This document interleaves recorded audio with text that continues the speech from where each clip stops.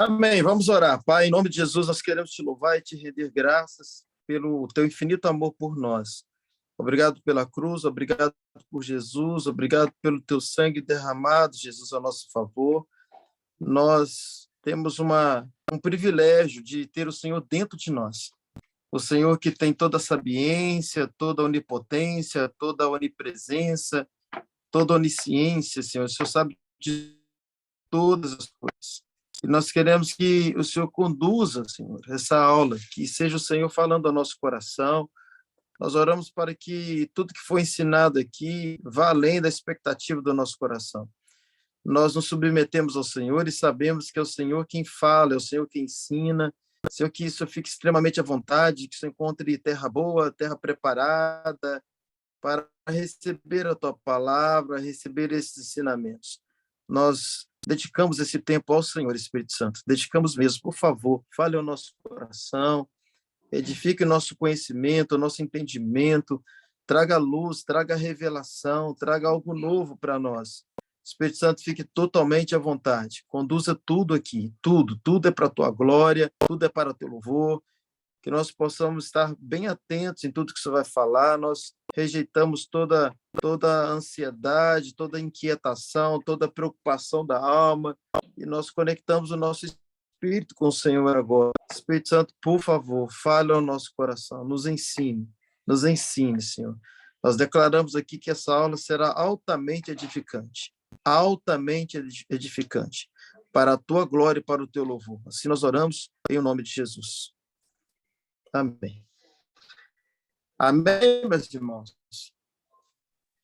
Amém? Deus é bom, né? Então vamos começar a nossa aula. E agora nós vamos começar uma segunda etapa dessa escola, que é falar sobre reino. Nós vamos falar bastante sobre reino agora, tá? Nós temos uma compreensão muito clara que salvação é uma coisa, reino é outra, totalmente diferente. Eu sei que tem muitos irmãos que estão com a gente aqui que já conhecem a Resgatando, são membros da Resgatando, têm ouvido os nossos ensinamentos sobre salvação e reino, e às vezes você pensa, poxa, vai ficar repetindo esse negócio tudo.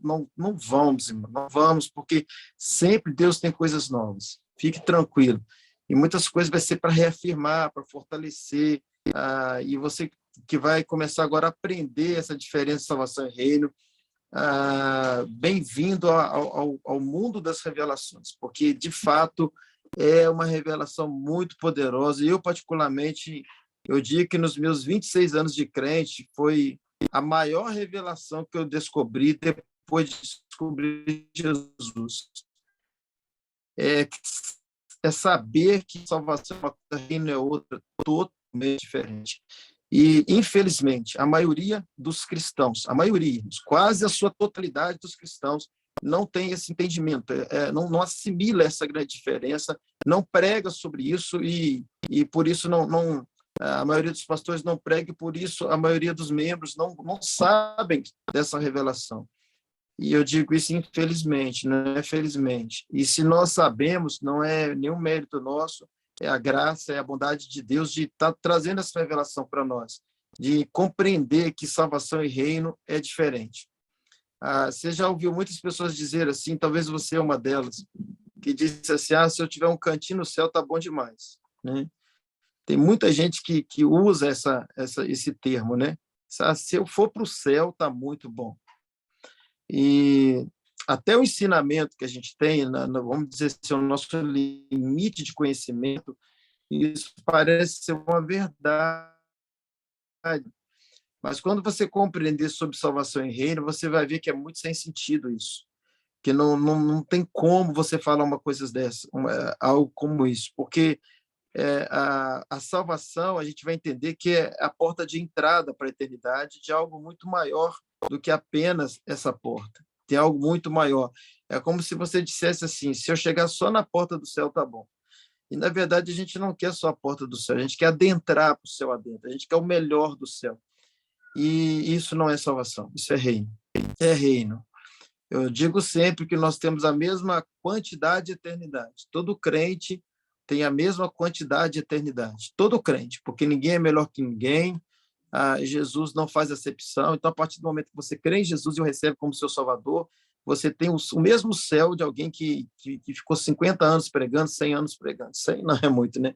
Mas que ficou muito tempo pregando. Você tem o mesmo céu do apóstolo Paulo, você tem o mesmo céu dos discípulos, você tem o mesmo céu dos grandes mártires que passaram por essa terra, quando você confessa Jesus como seu Salvador e como seu Senhor. Então, a quantidade de eternidade, né, é igual, porque a eternidade é eterna. Não tem menos eternidade, ou meia eternidade, ou 80% de eternidade. É 100% de eternidade. E a gente está em igualdade, porque é uma obra que Cristo fez. Então, se foi Cristo que fez, ele não faria mais para um e menos para o outro.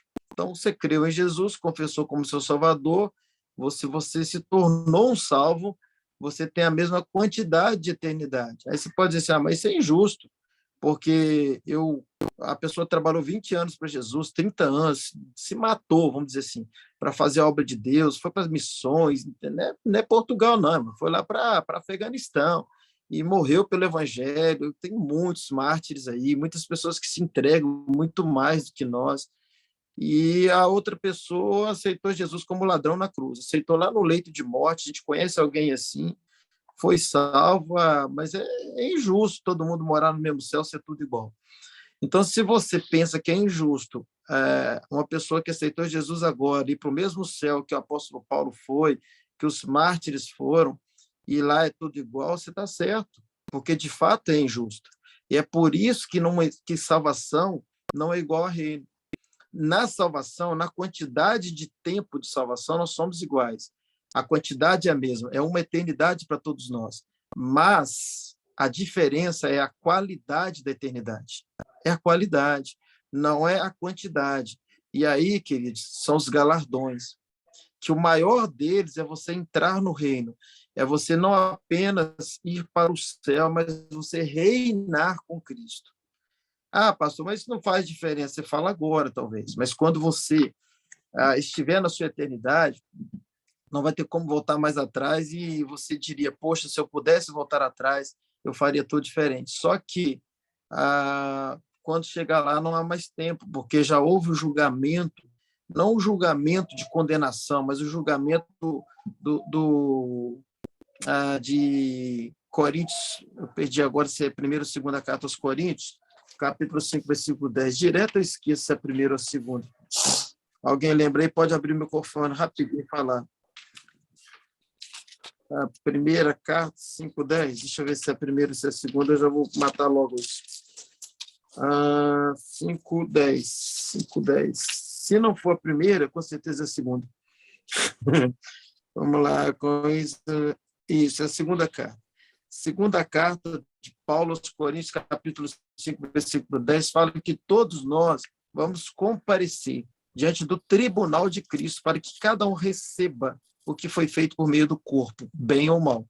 Esse tribunal não é o tribunal para julgamento de ir para o céu para o inferno, porque o tribunal de ir para o céu para o inferno está lá em Apocalipse 20, versículo 11, que é o juízo final para todos aqueles que já foram condenados, que não participaram do primeiro nem do segundo arrebatamento, não reinaram com Cristo, não ressuscitaram na primeira ressurreição. Por isso que João fala lá em Apocalipse, bem-aventurados aqueles que participam da primeira ressurreição.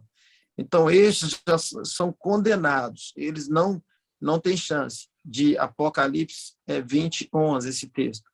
Mas esse de 2ª carta aos Coríntios, capítulo 5, versículo 10, fala que é um outro tribunal que acontece antes do milênio. E esse tribunal é para que cada um receba a sua posição no reino, para que cada um seja galardoado segundo o que foi feito por meio do corpo. Só um segundinho, gente. Segundo o que foi feito por meio do corpo, bem ou mal. Então, está falando do galardão do salvo. E o reino é o maior galardão do salvo. Então, não queira mais, não tenha mais esse pensamento de que morar no céu está bom demais. Não faça isso. Eu gosto de usar muito uma ilustração para a gente entender isso. É claro que isso não é real, mas é só para você entender. Imagine que você veio de uma outra vida, tá? Não é isso. Mas vamos tentar só imaginar, só pôr a nossa mente para funcionar, imaginar mesmo, para a gente tentar entender isso aqui.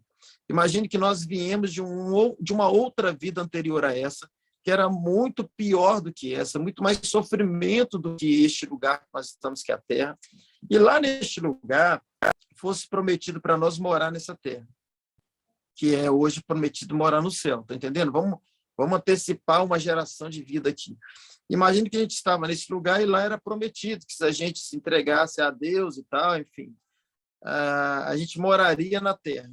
E lá era tão sofrimento, era tão difícil viver lá, que você falava assim, se eu achar um lugar na terra para mim, tá bom demais. Se Deus me der um cantinho na terra, tá bom demais. Aí pronto, você nasceu, né, do ventre da sua mãe, passou a existir, começou a entender como gente, e você percebeu que se você pudesse voltar atrás, você não falaria dessa forma, porque você percebe que mesmo morando nessa terra, mesmo nascendo de gente, em forma de gente, existem lugares melhores nessa terra, não é? Existem belezas maiores do que a nossa, existem riquezas maiores do que a nossa, existem cidades maiores que a nossa, existem famílias talvez mais completas que a nossa, e por aí vai. Então, você hoje diria assim, poxa, se eu soubesse que lá naquele outro lugar onde eu habitava, eu poderia escolher o melhor dessa terra, eu teria feito essa escolha. Se eu pudesse lutar lá para ter o melhor, eu faria essa escolha, porque hoje você vê que tem uma grande desigualdade de pessoas na terra, seja na riqueza, na beleza, enfim, tudo que você puder imaginar, no conforto, no lazer, no dinheiro, enfim, em todas as áreas. Então, você voltaria, se pudesse voltar atrás, você voltaria lá nesse outro lugar e daria o seu melhor para ter o melhor lugar na Terra, certo? Eu não sei se vocês estão conseguindo compreender. Então, agora vamos voltar para a nossa realidade. Assim será. Assim será. Então, não fique com essa mente de pensar, se eu morar no céu, tá bom demais. Quando você chegar lá, você vai ver que tem galardões, você vai ver que tem divisas, tem reino, tem um lugar melhor do que outro lugar no céu, tem uma patente melhor que a outra patente. E nós temos alguns textos bíblicos que respaldam o que eu estou falando, quando Paulo fala dos galardões, quando o próprio Paulo fala assim, quando ele está falando a Timóteo ali no final da segunda carta, ele fala assim, quanto a mim, eu já estou sendo derramado como libação. O fim da minha carreira está próximo. E ele diz assim, eu combati o bom combate. Segunda carta a Timóteo, capítulo 4, a partir do 6. E ele fala, eu combati o bom combate, eu acabei a carreira, e eu guardei a fé. E aí ele diz assim, preste atenção, desde agora... Não foi vista nem ouvida, né? Não sei. Aí ele diz assim, desde agora, a mim está reservado, olha isso aqui, irmãos, desde agora, a mim está reservada a coroa da justiça. Coroa da justiça. E ele diz mais, não somente a mim, mas a todos que amarem a sua vinda. Então, veja, Paulo está falando de uma coroa, meus irmãos, uma coroa. Existe uma coroa preparada para todos aqueles salvos que querem viver para Deus, que querem ter uma vida entregue ao Senhor, uma vida cristã e não uma vida apenas de salvo nessa terra. Porque uma coisa é você ter Jesus como Salvador, a outra coisa é você ter Jesus como Senhor, meu irmão. É totalmente diferente. Quando nós falamos de coroa, nós estamos falando de um galardão, nós estamos falando de reino, nós estamos falando de posição de rei. E ele fala assim, existe uma coroa preparada para mim. Ele tinha essa convicção. E ele fala mais, não somente a mim, está lá, a segunda carta a Timóteo, capítulo 4, agora estou falando do versículo 8, e não somente a mim, mas a todos quanto amarem a sua vinda, amarem a sua vinda.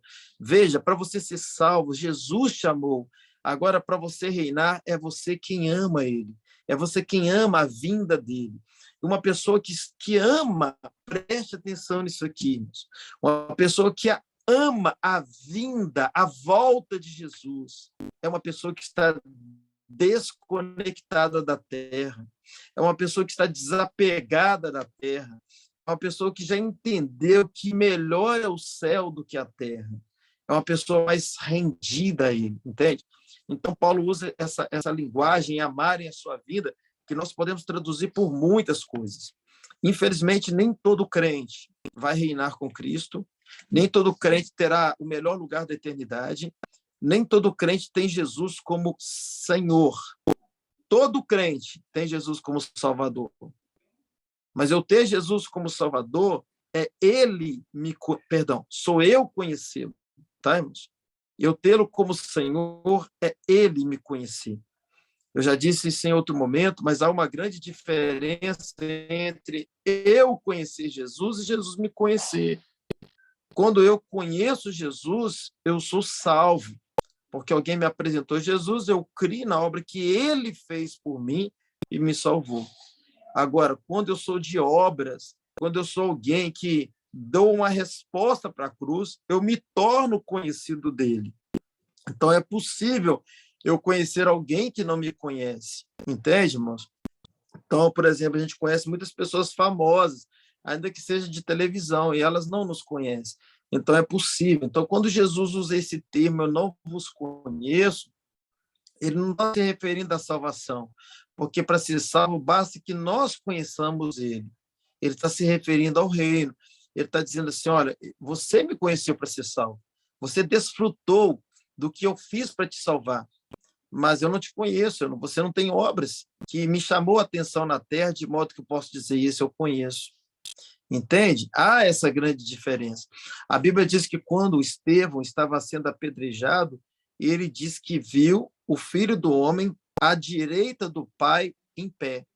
João já diz que ele está assentado. Ele está sentado. Então, Jesus, de fato, ele está de pé ou está sentado? Está sentado. Porque ele fez a obra e descansou. Então, ele está numa posição de descanso. Ele está sentado à direita do Pai. Essa é a posição de Jesus, assentado à direita do Pai. Só que Estevão fala que ele viu os céus abertos e viu Jesus de pé. Entende, querida? Então, o que eu entendo nessa passagem? Eu entendo que Estevão era tão de Deus, ele chamava tanto a atenção do céu, ele era tão conhecido pelo céu, que ele, no momento da sua morte, ele conseguiu colocar Jesus de pé. Entende? Essa é a nossa meta depois de salvos.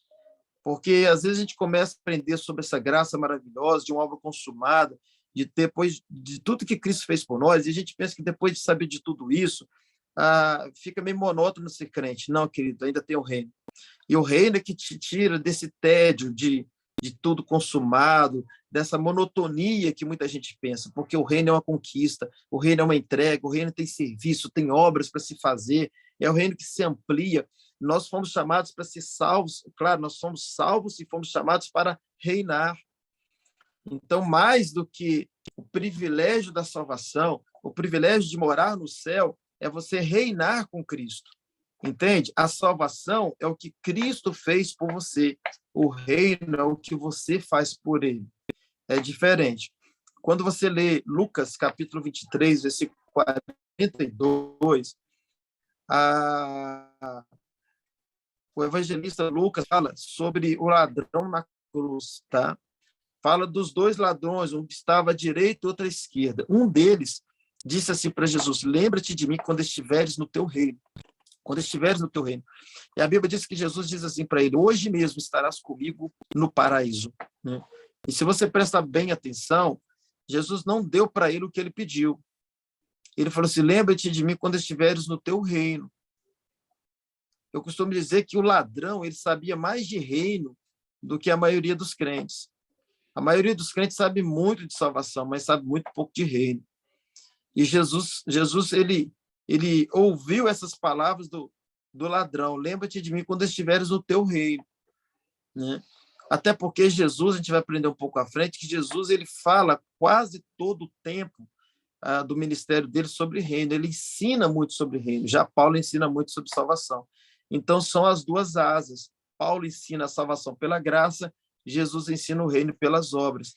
Se você analisar as parábolas, a gente vai estar analisando também, todas as parábolas, todas falam de reino, não fala de salvação. Né?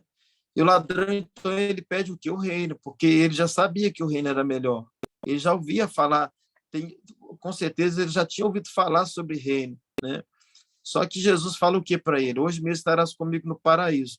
naquela época, né, na velha aliança, até Jesus morrer na cruz, e ali ele ainda estava vivo, no seu último instante de vida, mas ele estava vivo, ele tinha que cumprir a lei. Então, no tempo da lei, o homem já era julgado. E ele ia para o paraíso, que é o seio de Abraão, ou ia para o Hades, né, que é o abismo. Né? Então, o que acontece? Quando ele pede a salvação, quando ele se arrepende e pede, na verdade, o reino, Jesus falou com ele: hoje mesmo estarás comigo no paraíso. Né? Porque ainda o homem ia para o paraíso, Jesus estava em vida e tinha que cumprir essa lei, que é o tempo da velha aliança que já julgava. Então, Jesus falou com ele: hoje mesmo estarás comigo no paraíso. Tem muita gente que pensa que nós, quando morremos hoje, já vamos para o paraíso ou para o céu ou para o inferno. Né? E não é assim. Não é, irmãos. Toda pessoa que morre hoje, a gente deve aprofundar um pouco mais sobre isso também, no tempo da nova aliança, toda pessoa que morre não está sendo julgada ainda, ela está dormindo. Ela vai ressuscitar para julgamento, tá? Que vai ser ou indo para o inferno, que vai acontecer Apocalipse 20, como eu falei, ou para subir para o tribunal de Cristo, que acontece em 1 Tessalonicenses 4, 13 em diante, que fala que os que morreram em Cristo ressuscitarão primeiro. Depois nós que ficarmos vivos seremos arrebatados. Esse episódio ainda não aconteceu.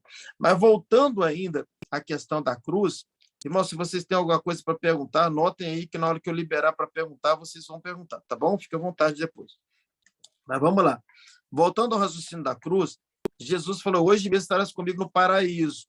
Jesus estava dizendo para ele o seguinte: olha, você está pedindo o reino, mas o reino eu não posso te dar, porque você está crendo em mim, mas você não tem obras e nem tem tempo de ter obras. Então eu vou te dar o paraíso, eu vou te dar a salvação. Jesus não deu o reino para ele, Jesus deu apenas a salvação, e ele apenas foi salvo. Mas eles tinham essa consciência que o reino era o melhor. Então, nem todo salvo vai reinar com Cristo. Nem todo salvo, irmãos, preste atenção nisso aqui. Isso aqui é um pano de fundo que eu estou fazendo, é uma introdução para a gente aprofundar um pouco mais na Bíblia, nas parábolas, para a gente entender melhor essa separação de salvação e reino. Nem todo salvo vai reinar com Cristo. Nem todo salvo vai casar com Cristo. Tá, irmãos? Terá as bodas do Cordeiro. Todo salvo vai participar das bodas do Cordeiro. Não. Infelizmente, muitos salvos não tiveram tempo de amadurecer na fé. E Jesus não vai casar com menina. Jesus não vai casar com paquerinha que aceitou ele e foi salvo.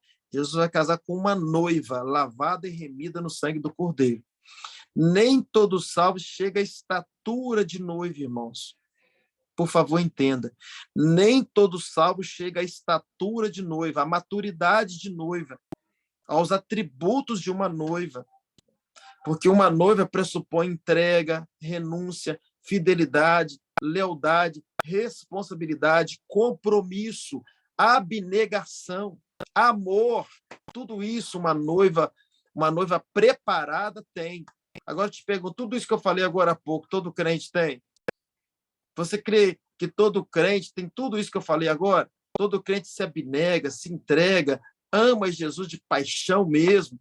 Né? Quando eu digo de paixão, para dizer não a máxima, mas paixão é mais ligada à carne.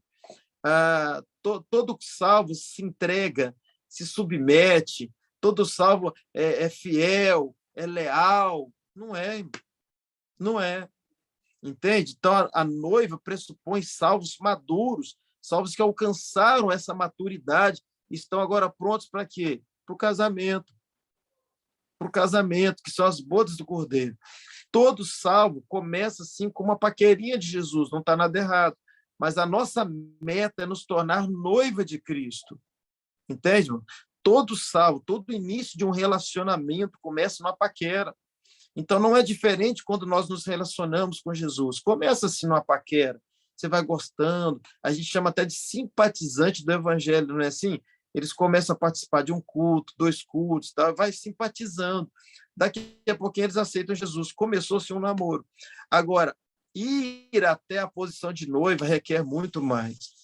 E nem todo salvo está pronto, está disposto a chegar a essa estatura, a esse posicionamento de maturidade, de chegar ao nível de de noiva, né, que eu já até exemplifiquei aqui, que na terra casa-se homem com mulher, uma só carne, mas no céu vai se tornar um com ele, aquele que for Espírito de Cristo, um só Espírito. Nem todo salvo tem o Espírito de Cristo, porque o Espírito de Cristo é um Espírito sacrificial. Eu não estou falando do Espírito com E maiúsculo, que é o Espírito Santo. Estou falando do Espírito com E minúsculo, que é o Espírito da entrega, o Espírito do sacrifício, de viver para Deus, de viver em prol de pessoas, se necessário for até que morra por outros viver. Nem todo salvo tem esse Espírito. Nem todo salvo, e por isso não é espírito com espírito. Então não há casamento, porque o espírito da entrega é que vai casar com o espírito da entrega, entende? Então, reino é uma conquista. Reino não é para todos, irmãos. Aliás, está disponível para todos, mas nem todos, infelizmente, alcançam a posição de reino. Nem todos, infelizmente, vão reinar com Cristo, porque às vezes eles pensam que é suficiente ser salvo, e não é, irmãos. Não é. Existe muito mais para nós do que apenas a salvação. Existe um reino preparado para nós. Bom, então, quando nós entendemos isso, irmãos, presta atenção, começa a abrir a nossa mente para muitos textos bíblicos que até então eram muito confusos quando a gente entende a graça misturado com esses textos. É como se estivesse havendo na Bíblia alguma contradição. Quer ver? Por exemplo, vamos entender isso aqui. Por exemplo, a gente fala que a salvação é pela graça, que o esforço foi de Jesus, foi ele quem pagou, foi ele quem morreu, a gente só crê, não é? Efésios 2:8 diz que pela graça nós somos salvos, mediante a fé, isso não vem de vós, é dom de Deus, é uma obra dele. O próximo versículo ainda fala assim, não pelas obras para que ninguém se glorie. Aí você pega esse texto que a salvação é pela graça, de Efésios 2:8, e liga ele agora com Mateus 11:12.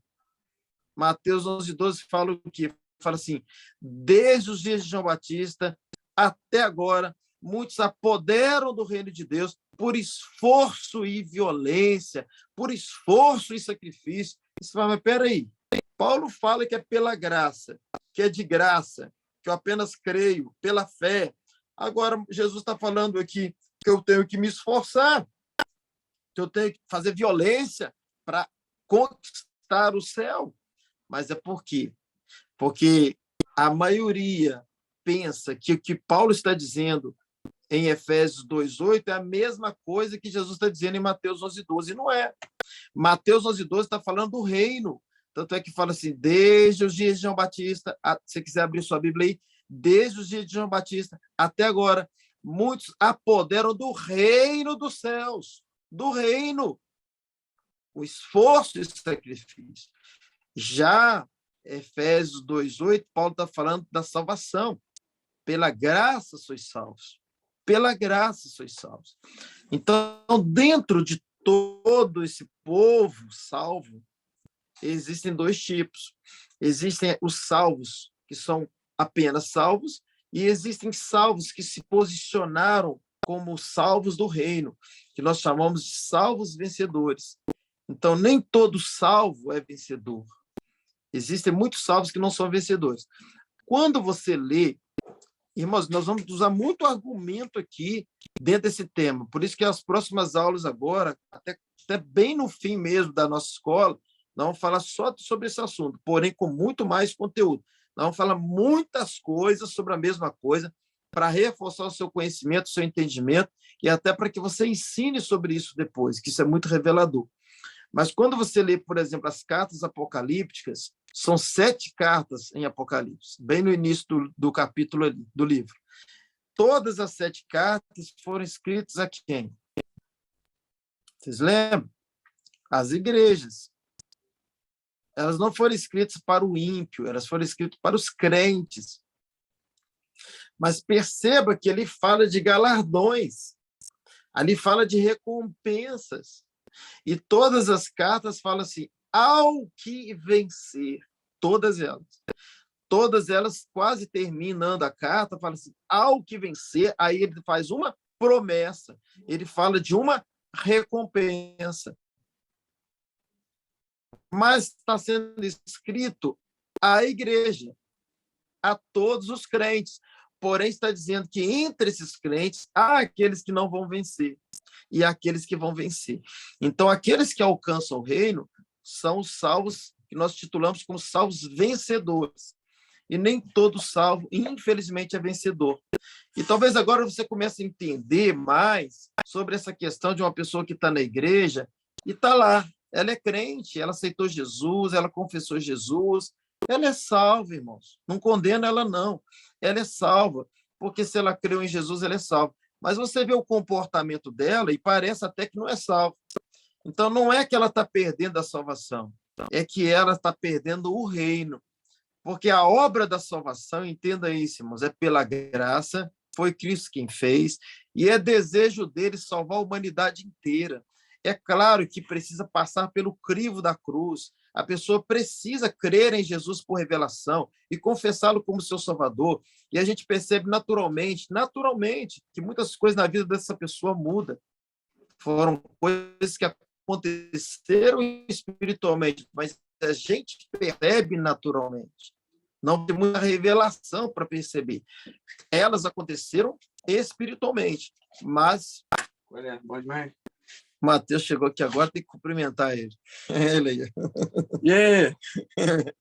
Ai, ai. Então, entenda, a obra acontece de dentro para fora da salvação, mesmo da salvação. Mas nós conseguimos ver que essa vida dessa pessoa mudou.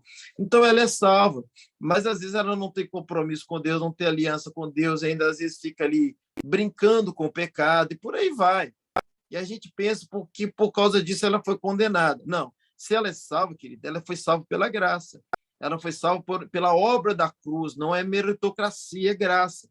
Só que ela, por causa da meritocracia, ela está perdendo o reino. Porque o reino ele é meritocrático.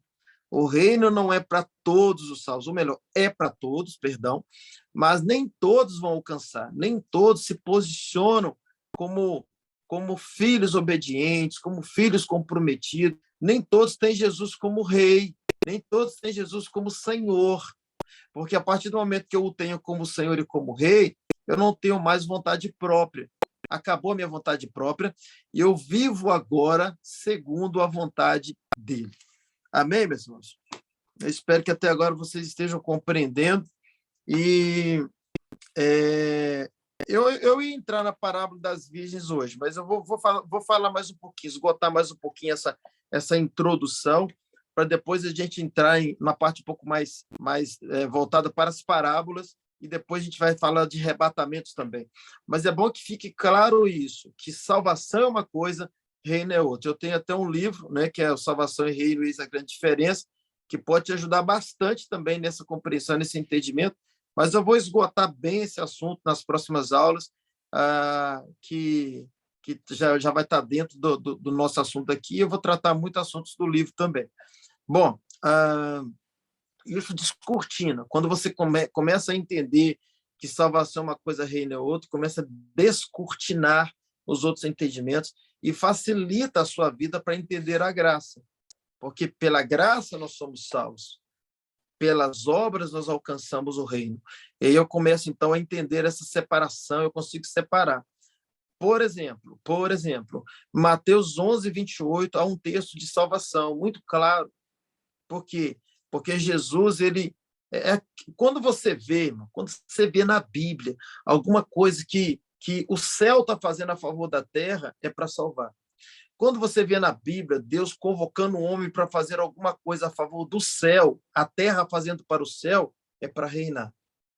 Isso te facilita muito, irmãos. Toda vez que você lê na Bíblia, principalmente de Mateus para frente, o céu fazendo alguma coisa sem te pedir nada, é para te salvar. É a graça. Agora, quando você vê na Bíblia o céu te pedindo para fazer alguma coisa, é para você reinar. Tudo que ele te pede para você ser salvo é a sua fé. Mais nada, irmãos, mais nada. Pelo amor de Deus, nós não fazemos nada para ser salvo. Nós fazemos porque somos salvos. E nós estamos, então, se candidatando ao reino. Então, tudo que você faz para ser salvo, às vezes você tem entendimento que está fazendo para ser salvo, mas não, você está fazendo para reinar com Cristo. Então, quando você separa, isso fica muito mais fácil e até mesmo de entender. Então, vamos lá. Mateus 11, 28, a gente vê um texto bíblico muito claro sobre a salvação dentro do que acabamos de falar agora. É o céu fazendo a favor do homem. Jesus fala assim: vinde a mim, todos vós estáis cansados, sobrecarregados, eu vou aliviar vocês. Eu vou aliviar. Tomai sobre vós o meu jugo e aprendei de mim, que sou manso e humilde de coração, e vocês vão encontrar descanso para as vossas almas. O meu jugo é suave, o meu fardo é leve. Então, ali é uma obra do céu a favor da terra, salvação. Agora, quando você vê o mesmo Jesus falando aos discípulos em Mateus 16, 24, olha só o que ele fala. E disse Jesus aos seus discípulos. Opa! Então, ele está falando com quem agora? Com salvos. Então, ele não está trazendo uma mensagem mais de salvação, porque os discípulos já eram salvos. Ele está trazendo uma mensagem de reino. E ela é mais pesada também. Normalmente, a mensagem de reino é mais pesada. Tá? E a gente tem que tomar muito esse cuidado, que às vezes a gente prega mensagem de reino para o não crente. Não. A gente tem que pregar mensagem de reino para crente. Para o não crente, eu prego mensagem da salvação. Entende? Então, vamos lá. Aí ele fala assim, disse Jesus aos seus discípulos, aquele que quiser me seguir, eu creio que não é seguir de andar com ele, até porque eles já andavam com ele, ele estava dizendo no sentido de ser igual. Claro que pode ser de seguir também, mas eu creio que ele estava falando também de ser igual a ele. Aquele que quiser ser igual a mim, seguir o que eu faço, fazer como eu faço, negue-se a si mesmo, tome a sua cruz. Ninguém precisa negar-se a si mesmo e tomar a cruz para ser salvo, porque alguém já tomou para me salvar. Mas ele está falando de reinar. Está dizendo, negue-se a si mesmo, tome a sua cruz e siga-me. E ele continua e fala assim, porque aquele que quiser ganhar a vida, está perdendo a vida. Mas aquele que perder a sua vida por amor de mim, está achando a vida. Aí, olha o próximo versículo. Aí diz assim, o que aproveita o homem ganhar o mundo inteiro e se perder a salvação da sua alma? Aí pega, né, irmãos? Aí pega. Porque a pessoa pensa, pastor, aí o texto está falando claramente de salvação. O que aproveita o homem ganhar o mundo inteiro e perder o quê? A salvação da sua alma. Pronto. Começa a crise, porque a gente pensa assim, opa, então agora a salvação, perder a salvação da minha alma, está falando que eu ir para o inferno. Não, querido. Não. Jesus vê o reino como salvação. Jesus vê o reino como o melhor da vida de um salvo. É a gente que fica com o nosso entendimento que toda palavra escrita, salvação na Bíblia, está se referindo à salvação da alma. Não é, querido. A salvação ela é muito mais abrangente do que se pensa. E aí eu vou para mais um texto e talvez seja nosso encerramento. E aí vamos para mais um texto. E aí eu já vou até reforçar antes de dar esse texto para você, é o seguinte, tenha isso como um pano de fundo. Toda vez que você encontrar, vou falar de novo, toda vez que você encontrar uma exigência do céu, preste atenção nisso aqui, toda vez que você encontrar na Bíblia uma exigência do céu aos homens, à terra, não está falando da salvação pela graça. Ainda que você encontre a palavra salvação. Porque a salvação ela é muito mais abrangente do que se pensa. Então, toda vez que você vê na Bíblia algo que o céu fez ao nosso favor, é a salvação. Toda vez que você vê na Bíblia Deus pedindo que a terra faça a favor do céu, ainda que é fazer a favor dos homens, mas isso agrada o céu, está falando de reino. Ponha isso como lente para você entender sobre textos que é da graça e textos que é do reino. Texto que fala de salvação e texto que fala de reinar com Cristo. Bom, então vamos lá. Vamos pegar mais um texto para a gente partir para o encerramento aqui. Eu gosto muito de usar esse texto para a gente entender. Mateus, capítulo de número 24. Mateus 24, a partir do versículo de número 3. Os discípulos chamam Jesus em particular e eles fazem 3 perguntas para Jesus. Eles perguntam quando será o fim, que sinal haverá da volta dele e que sinal haverá do fim do mundo. Eles fazem 3 perguntas. E aí, o que acontece? Jesus ele começa a responder no versículo 4. Jesus usa o capítulo 24 todo, para responder essas 3 perguntas. E como pelo fato de não ter dado, ele continua no capítulo 25. Os 2 capítulos é só para responder as perguntas do versículo de número 3 de Mateus 24.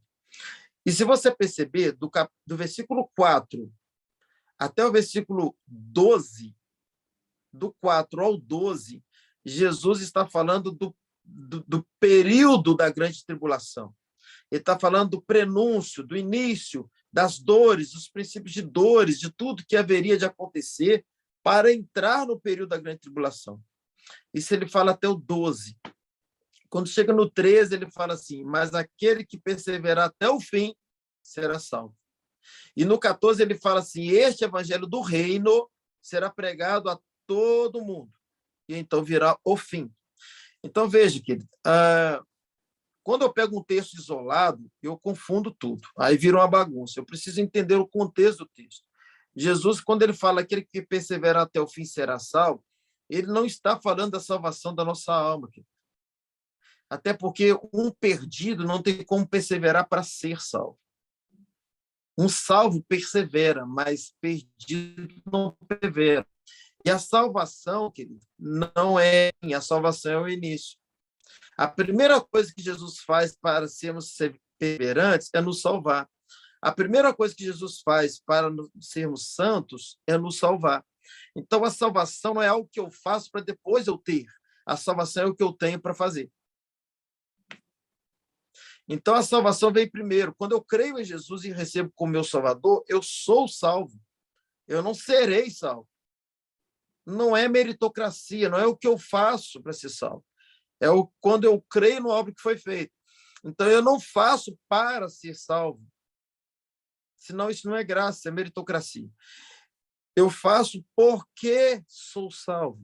Eu falo isso sempre, irmãos, até vocês entenderem. Então, eu não faço para ser, eu faço porque sou. Então, esse texto não pode estar falando de salvação, ainda que está a palavra salvo. Não está falando de ir para o céu, irmãos. Porque, olha só, aquele que perseverar até o fim. Então, se for assim, todo crente tem que ir até o fim para ser salvo. E a maioria entende assim, irmãos. Se eu não vigiar, eu vou para o inferno. Que loucura, irmãos. Então, ele fica nessa crise. Então, ele não é filho até hoje. Ele não é salvo até hoje. Então, ele tem que ir até o final da vida, porque o texto está dizendo até o fim. Imagina a pessoa ter que perseverar até o fim para receber a salvação. Não, querido, a salvação, eu tenho a salvação pela graça, como Paulo diz. Eu criei e recebi Jesus e me tornei filho, João 1,12. Então, eu me tornei filho, então agora eu vou morar com o Pai, porque eu sou filho. Eu sou herdeiro, eu sou co-herdeiro de Jesus Cristo. Eu sou reconciliado por uma obra que não foi eu quem fiz. Então, não é a minha perseverança para ser salvo. Foi a perseverança de Jesus quando morreu na cruz, e eu criei na perseverança dele.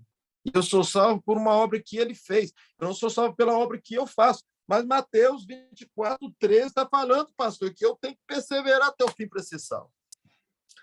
Entende, irmãos? Aí que está. Né? Porque o que acontece? É o texto sem contexto. A pessoa só lê o versículo e fala, está aqui, ó. Mas qual é o contexto? O contexto é que eu acabei de falar. Jesus foi falando do período da grande tribulação o tempo todo, desde o versículo 4 até o 12. E aí ele vai falando, depois você lê lá, está falando dos tempos difíceis, está falando do amor esfriando, está falando de rumores de guerra, terremoto, está falando de tudo que você puder imaginar. Aí quando ele chega no 13, ele fala, mas, está se referindo a tudo que ele falou antes. Aquele que perseverar até o fim será, olha, salvo, recolhido do período da grande tribulação.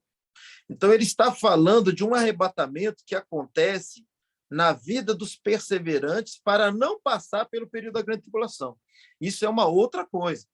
Porque todos salvos, irmãos, que não perseverarem até o arrebatamento, vão passar pelo período da grande tribulação.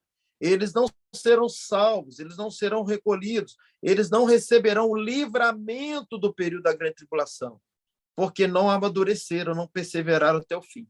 Então, a salvação eu já sou salvo pela graça. Agora, esse texto está me referindo que se eu não for do reino, eu não participo do primeiro arrebatamento. Nós vamos falar um pouco mais sobre isso. A gente vai aprofundar. Fiquem tranquilos, que vocês vão entender de forma muito clara. Nós vamos falar muita coisa sobre a mesma coisa para vocês entenderem usando os textos. Mas Jesus não está falando da salvação da alma. Jesus está falando ali de um livramento da grande tribulação, porque depois inicia-se o período da grande tribulação. E a nossa perseverança como salvo é que vai nos livrar de viver a grande tribulação. Por quê, irmãos? Simples, porque o entendimento é que a igreja madura está pronta para o casamento. É você imaginar Aí eu vou encerrar, tá, irmãos? É você imaginar uma árvore cheia de frutos, porém tem verdes e tem maduros. E aí você vai para colher. Vamos imaginar a manga, que é a fruta que eu amo tanto. Então, você vai para colher no pé de manga e tem manga madura. Então, você vai colher as maduras, leva, e depois você volta em outra data, dias depois, para colher outras que estavam verdes e amadureceram. Querido, vai ter uma grande colheita, e essa grande colheita é antes da grande tribulação, porque Jesus entende que, mesmo no tempo da graça, tem muitos frutos maduros, tem muito crente maduro. E o que é um crente maduro? É um crente que é de reino, um crente que entendeu o reino, um crente que busca o reino de Deus em primeiro lugar. Então, esses estão maduros, então ele vem e faz essa primeira colheita. Então, eles perseveraram até o fim e eles foram colhidos, eles foram salvos do período da grande tribulação. E os demais que não perseveraram, infelizmente, eles vão enfrentar a grande tribulação. E aí nós vamos aprender um pouco à frente quando é que eles serão arrebatados, os textos bíblicos, tudo direitinho, e vai ficar muito claro no seu coração, em nome de Jesus. Amém? Bom, então nós vamos parar por aqui, e eu vou estar abrindo agora para os irmãos que quiserem fazer alguma pergunta. Eu só quero pedir aos irmãos que façam pergunta, tá, irmãos? Pergunta. Pastor, eu quero tirar uma dúvida sobre isso, tá? Só para a gente ganhar um pouco de tempo aqui, tá bom? Então, se houver algum irmão que queira perguntar, pode abrir o microfone aí, tá bom?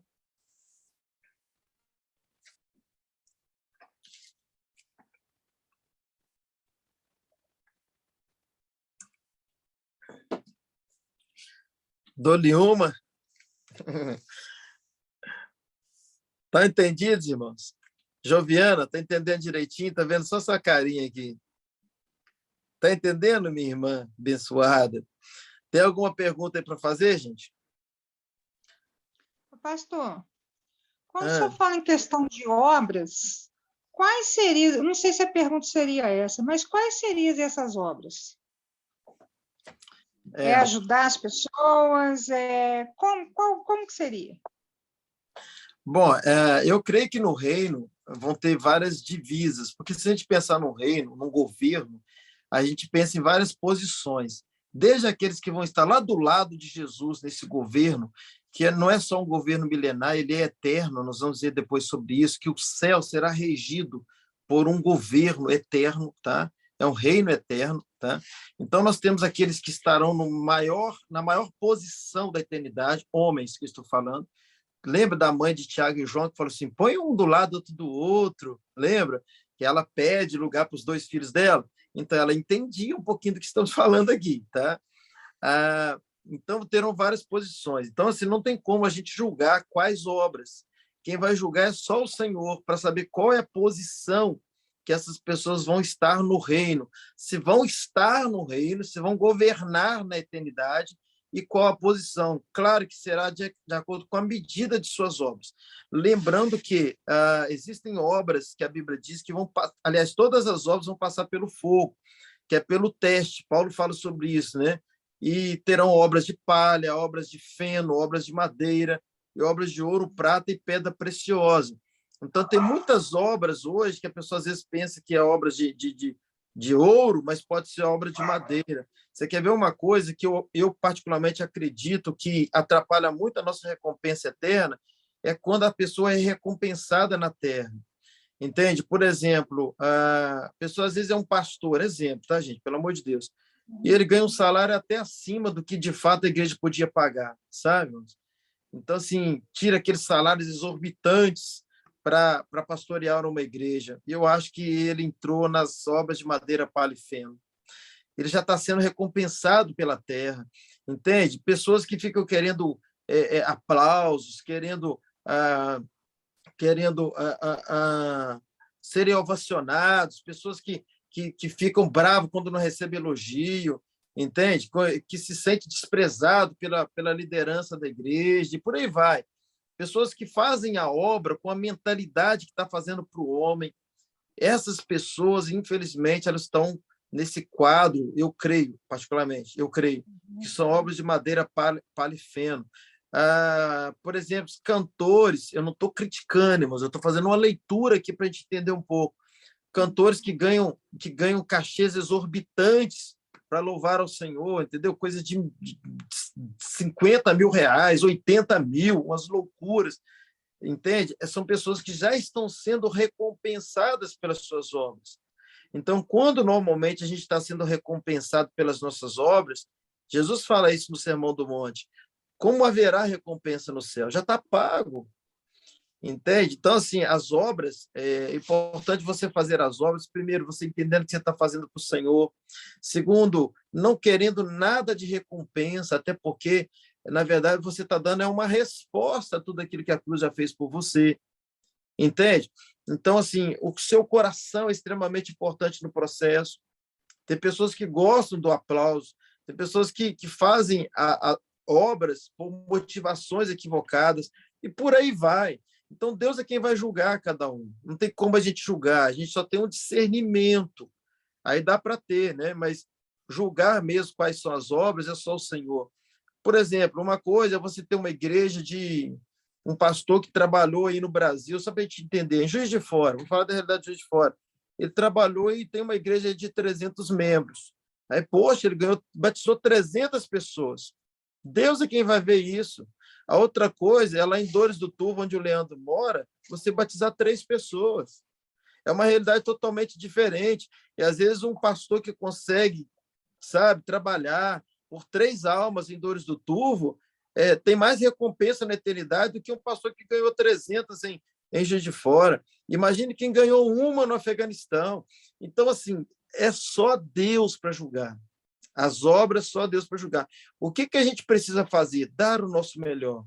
E entender que tudo que nós estamos falando aqui é a favor de gente, é amar gente, é uma vida entregue às pessoas. Tudo que Deus pede de nós, gente, não é nada para o céu, é para a terra.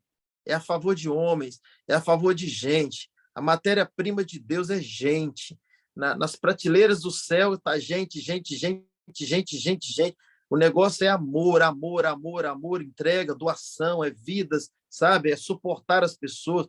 É isso, tá tudo ligado a gente. Gente cuidando de gente, gente amando gente, gente socorrendo gente, gente se entregando a favor de gente. É isso que é a obra de Deus. A obra de Deus não é nada que você faz para que você seja a tal gente recompensada, mas a obra que você faz se esvaziando para que outros recebam recompensas, para que outros recebam privilégios, benefícios da sua vida. É uma vida que você morre para que outros vivam. Então, é um processo inverso de muita coisa que tem por aí. De muita coisa que tem por aí. Lembra aí, gente, eu vou passar aqui, já vou passar a palavra se tiver mais alguma pergunta. Mas lembra de Mateus 7? A gente vai falar sobre esse texto em outro momento. Mateus 7, por exemplo, olha quantos ali não conquistaram o reino. Olha quantos não conquistaram o reino. Jesus fala assim, nem todo aquele que me diz Senhor, Senhor, herdará o reino dos céus. Então, quem é que diz Senhor? Mateus 7, 21. Quem é que diz Senhor, Senhor? Os crentes. Senhor, Senhor, louvando, adorando, cantando, orando. São crentes. Mas ele fala, nem todo que me diz Senhor, Senhor, herdará o reino dos céus. Mas aquele que faz a vontade de meu Pai que está nos céus. E aí, no 22, ele fala assim, muitos naquele dia me dirão, Senhor, em teu nome eu expulsei demônio, em teu nome eu profetizei, em teu nome eu operei maravilhas. Olha só. Jesus fala para eles, apartai de mim, vós que praticais a iniquidade. Então, são pessoas que fizeram obras, mas foram reprovados. Obras de expulsar demônio, obras de profetizar, obras de operar milagres, mas foram reprovados. Então, quem vai julgar essa iniquidade está se referindo ao pecado, pode ser, sei lá, tanta coisa, né, irmãos, que existe hoje dentro da igreja, na liderança de igreja, enfim. Então, quem vai julgar as obras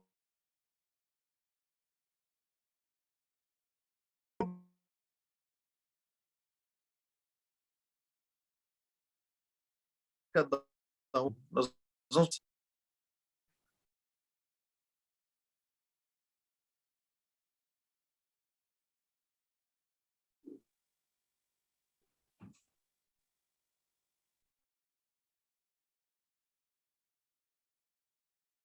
Amém, gente? Pastor, deu uma falha aí que não deu para escutar o final do que o senhor falou aí, não.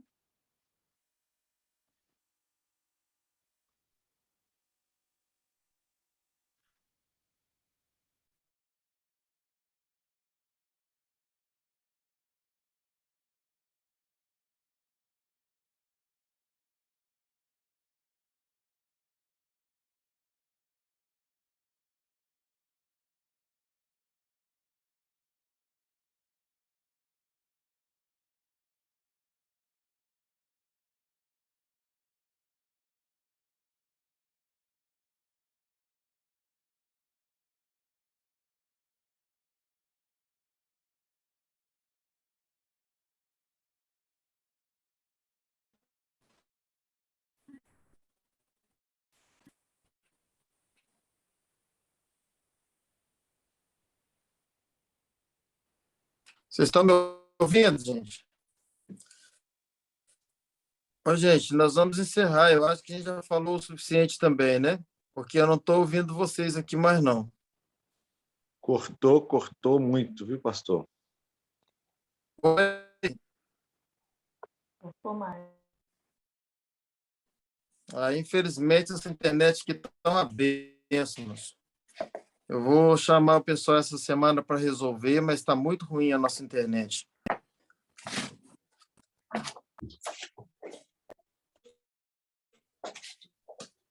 O final da explicação que o senhor estava dando aí, eu não escutei, não. Não deu para entender, não.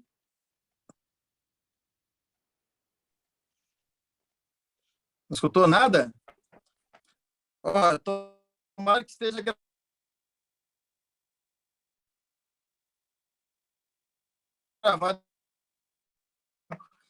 E nós vamos parar por aqui, tá bom? Porque a internet está dando os picos mesmo aqui. Mas tomara que da pergunta, acho que você conseguiu ouvir aí, né?